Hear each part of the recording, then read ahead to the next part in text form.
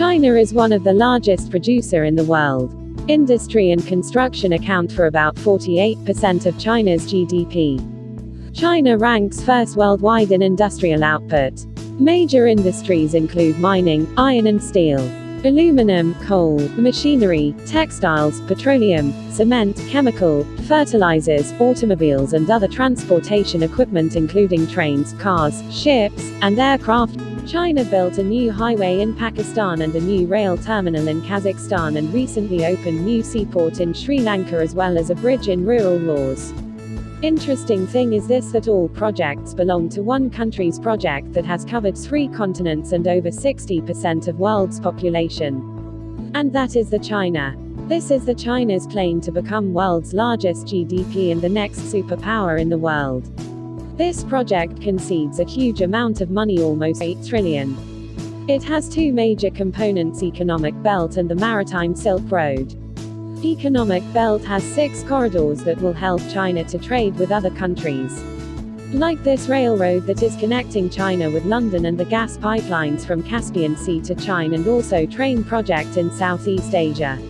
Now looking at the maritime Silk Road that has chains of seaports from China to Sri Lanka to Africa and also to Middle East. The BRI also contains the oil refineries, industrial parks, power plants and the fiber optic. These all projects are made to trade easier with China. So far about 60 countries have signed for these projects and the list is still growing because China is spending so much for these countries. For example, the BRI's flagship project at the Pakistan. In 2001 China offered Pakistan to build a new port at the town of Gwadar, and in 2018 the Gwadar port as well as the highways and road tracks have been building costing $62 billion. This corridor is the part of BRI and this where economic meet with the maritime Silk Road and is looking like that will benefit both the countries. After this, Pakistan's highest GDP is seen in the last 8 years. On the other hand, China will get alternate route for goods, especially oil and gas from the Middle East. From projects like these, China's economy also boosted.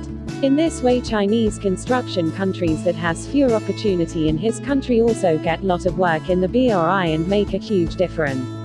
CE in his economy, 0.7 of the 10 constructions company belongs to China. Now Chinese workers have been working all over the world, like in Pakistan they directly built a highway and in Serbia they made a railway. China has been involving less democratic and corrupt countries in the BRI.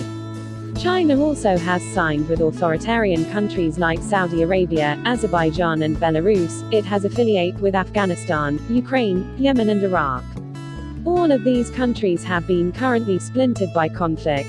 As China is giving loan to unreliable countries, some experts said that this is a risky plan because these countries may not be able to back the loan. So why does China keep lending? Because there is more BRI than just economics.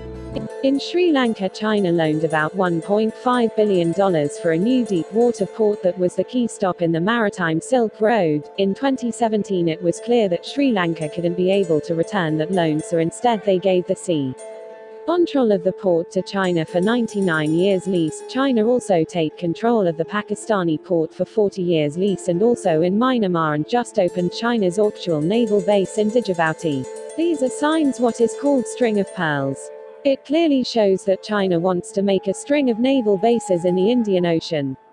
This will allow China to make naval strong and will guard shipping in the region. So China is not only getting his money back but also achieving some strategic goals. China is on its way to take control of global trade and by building relationships. This will challenge the lone superpower because they are investing less and losing influence in the world.